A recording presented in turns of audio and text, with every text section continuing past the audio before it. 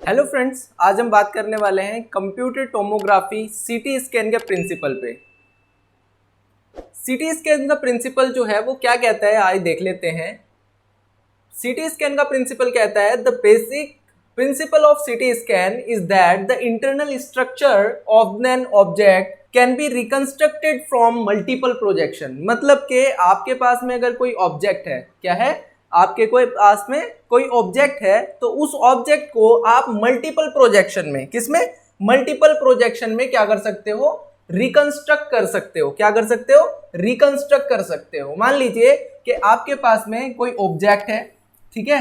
इस ऑब्जेक्ट को आप चारों तरफ से एक्सपोज कीजिएगा, इधर से और है ना, कई सारे तरीके से, कई तरीके से आप इसको मेजर करिएगा। मेजर का मतलब है आप इसको कई तरीकों जगहों से, प्रोजेक्शन से आप इसको क्या कर सकते हैं, रिकंस्ट्रक्ट कर सकते हैं। क्या कर सकते हैं, रिकंस्ट्रक्ट कर सकते हैं, ठीक है ना। यही जो हमारा सीटी का प्रिंसिपल होता है, सीटी का प्रिंसिपल यही कहता है कि अगर आपके पास में कोई एक इंटरनल स्ट्रक्चर या कोई ऑब्जेक्ट, इसके पास में आप क्या कर सकते हो, जो कोई ऑब्जेक्ट आपके पास में है उसको आप क्या करते हो, रिकंस्ट्रक्ट कर सकते हो, किसमें, मल्टीपल प्रोजेक्शन में, ठीक है ना। अब मल्टीपल प्रोजेक्शन में आप जब किसी भी चीज को क्या करते हो, रिकंस्ट्रक्ट करते हो, क्या करते हो, रिकंस्ट्रक्ट करते हो, तो उसमें क्या होता है कि आपके पास में सबसे पहली चीज आती है कि आपके पास में कोई ऑब्जेक्ट है, ठीक है ना। इससे आपने डायरेक्टली क्या किया, एक्सपोज किया, और ये यहाँ पे आपके एक डिटेक्टर में आके इमेज हो गई, क्या, इसने डिटेक्टर ने आपकी इमेज को कैप्चर कर लिया। दूसरी तरफ इधर से आपकी एक एक्सरे ट्यूब थी, उस एक्सरे ट्यूब ने इसको एक्सपोज किया, और एक्सपोज करने के बाद ये एनर्जी यहाँ पे आई और इसने क्या किया, इसको डिटेक्ट कर लिया। ये हमारे पास में यहाँ पे डिटेक्टर्स लगे होते हैं। क्या लगे होते हैं, डिटेक्टर्स, जो कि सेंटिलेशन होते हैं, सेंटिलेशन डिटेक्टर्स होते हैं, ठीक है। क्या होते हैं, सेंटिलेशन डिटेक्टर्स होते हैं, जो हमारे पास में क्या करते हैं, हमारे पास में जो एनर्जी आती है, जो ट्रांसमिट एनर्जी होती है, उसको डिटेक्ट करते हैं और इमेज फॉर्म करते हैं। अगर हम इमेज की बात करें तो हमारे पास में एक इमेज फॉर्म हो रही है जिसको हम कहते हैं सीटी इमेज।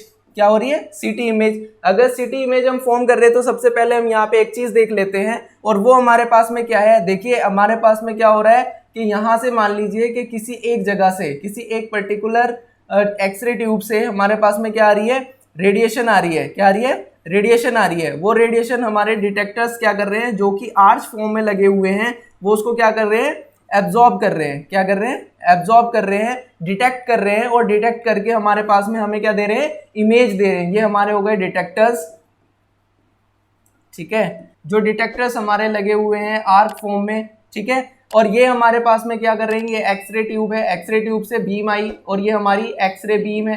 इस बीम को क्या कर रहे हैं, डिटेक्ट कर रहे हैं और हमें इमेज दे रहे हैं। जब हमारे पास में सीटी इमेज आती है तो सीटी इमेज से क्या होता है, सबसे पहली चीज हमें यहाँ पे देखना होगा कि हमारी इमेज जो है वो पिक्सल फॉर्म में आती है। हमारी जो सीटी इमेज होती है वो सीटी इमेज क्या होती है, पिक्सल फॉर्म में आती है। किस में आती है, पिक्सल फॉर्म में आती है, ठीक है ना। देखिए हमारे पास में क्या है, मान लीजिए कि हमारे पास में एक पिक्सल मैट्रिक्स है। क्या है, पिक्सल मैट्रिक्स है। इसे हम पूरा क्या कहेंगे, पिक्सल मैट्रिक्स कहेंगे, ठीक है ना। ये मान लीजिए हमारे पास में एक पिक्सल मैट्रिक्स है, ठीक है। ये एक जो हमारे पास में होगा इसको हम कहेंगे पिक्सल, ठीक है। और ये पूरा हमारे पास में पिक्सल मैट्रिक्स होगा। क्या होगा, पिक्सल मैट्रिक्स होगा, ठीक है ना। इस पे हम बाद में बात करेंगे, पिक्सल क्या होता है, मैट्रिक्स क्या होता है, वॉक्सल क्या होता है, वो सारी चीजों पे हम बाद में डिस्कस करेंगे।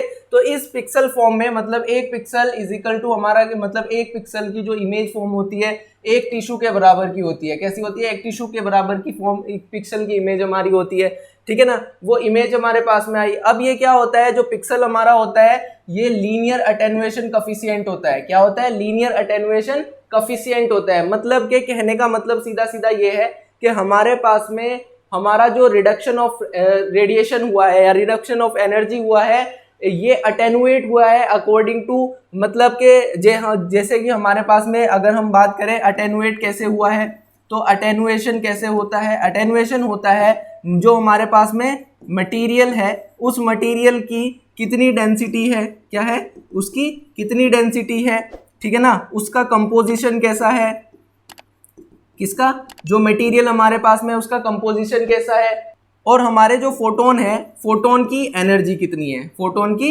एनर्जी कितनी है। तो इस पे डिपेंड करती है हमारी अटेन्युएशन कोफिशिएंट, ठीक है ना। तो ये बात आप ध्यान रखिएगा। ये जो लीनियर अटेन्युएशन कोफिशिएंट होता है, क्या होता है, लीनियर अटेन्युएशन कोफिशिएंट जो होता है, इसकी जो यूनिट होती है, इसकी यूनिट होती है मीटर इनवर्स। और ये जो लीनियर अटेन्युएशन कोफिशिएंट होता है, इसको सिर्फ हम मोनोक्रोमेटिक बीम पे ही कर सकते हैं, काउंट कर सकते हैं। किसमें, मोनोक्रोमेटिक बीम जो होगी, मतलब कि आपके पास में होमोजीनस ही होगी। अगर आपके पास में पॉलीक्रोमेटिक होगी तो आपके पास में आप लीनियर अटेन्युएशन कोफिशिएंट को क्या नहीं कर सकते, काउंट नहीं कर सकते। मतलब कि अगर सारी बीम की जो डेंसिटी है वो एक ही जैसी है तो आप लीनियर अटेन्युएशन कोफिशिएंट को काउंट कर सकते हो। लेकिन अगर आपके पास में बीम की एनर्जी, जो बीम का स्पेक्ट्रम है वो अलग अलग है, हर एक डेंसिटी की अलग अलग एक्सरेज आपके पास में है, तो वहां पे आप फोटोन का लीनियर अटेन्युएशन कोफिशिएंट को काउंट नहीं कर सकते हो, ठीक है। तो ये हमारे पास में क्या है, इसको निकालने के लिए एक फॉर्मूला भी है, तो उस फॉर्मूले को हम देख लेते हैं। वो फॉर्मूला क्या कहता है ना, उसको हम कहते हैं बीम लॉ। बीम लॉ के अकॉर्डिंग अगर देखा जाए तो उसको कहा जाता है I t is equal to I naught e minus cube x, ठीक है। मतलब कि ये एक फॉर्मूला है हमारे पास में, ठीक है। अब इसके फॉर्मूले के अंदर पे अगर देखा जाए तो जो हमारे पास में आई नॉट है, आई नॉट होता है हमारे पास में इंटेंसिटी ऑफ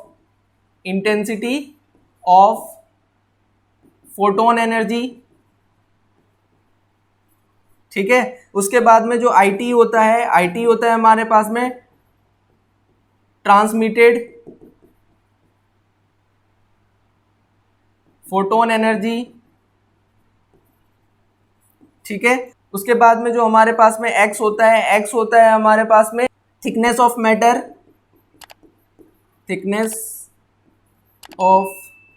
मैटर, या मटेरियल। उसके बाद में जो म्यू होता है हमारे पास में लीनियर अटेन्युएशन कोफिशिएंट। क्या होता है, लीनियर अटेन्युएशन कोफिशिएंट हमारा म्यू कहलाता है, ठीक है। तो इसके अंदर पे क्या होता है, देखिए हमारे पास में क्या है कि हमने कोई एक डेंसिटी या कोई एक मटेरियल हमारे पास में है, यहां से हमने कोई एनर्जी दी, वो पेनिट्रेट हुई और पेनिट्रेट होके वो यहां से बाहर निकल गई, ठीक है ना।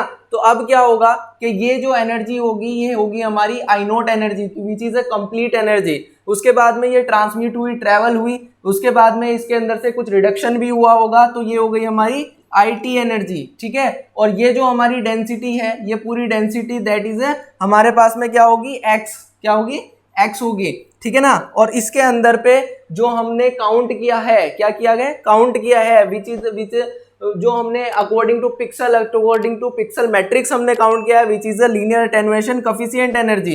तो ये एनर्जी हमारे पास में क्या होगी, काउंट होगी। और काउंट होने के बाद ये बात आप याद रखिए कि हमारे पास में जो प्राइमरी बीम आ रही है, क्या आ रही है, प्राइमरी बीम आ रही है, सिर्फ उसी पे ही ये क्या होगी, सिर्फ एप्लीकेबल होगी। अगर कोई एनर्जी हमारी यहां से स्कैटर्ड हो जाती है तो वो इसके अंदर पे काउंटेबल नहीं होती है, ये बात आप याद रखिएगा। हम इसके आगे पे रिकंस्ट्रक्शंस पढ़ेंगे, एक्वेशन, डाटा एक्वेशन पढ़ेंगे, डिस्प्ले ऑफ रिकॉर्डिंग भी हम इसके अंदर पे पढ़ेंगे। तो ये सारी चीजें हमारे पास में इसके बाद में चलती रहेगी। ये वीडियो को सिर्फ समझाने के लिए कि हमारा प्रिंसिपल क्या होता है, बेसिक चीजें हमने यहाँ पे डिस्कस करी है, ठीक है। तो नेक्स्ट वीडियो में हम इस पे डिटेल में बात करेंगे, इसकी जनरेशन पे बात करेंगे। तो इस वीडियो में इतना ही। Thank you very much, please subscribe my channel.